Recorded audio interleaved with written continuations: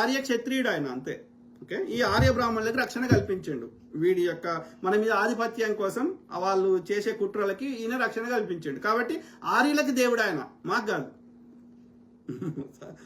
మాకు మా ఎల్లమ్మ పోషమ్మనే దేవత. Okay, simple.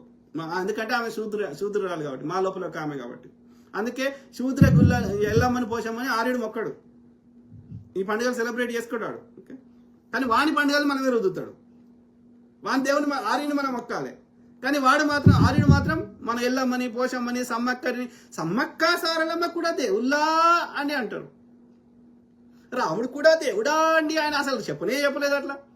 అంటే నేను దేశద్రోహిని, నేను కమ్మిని, నేను కాంగిని, నువ్వు హిందువు కాదు. నువ్వు హిందువా? నువ్వు హిందుస్థాన్లో పుట్టినవా? దొంగ నా కొడుకు.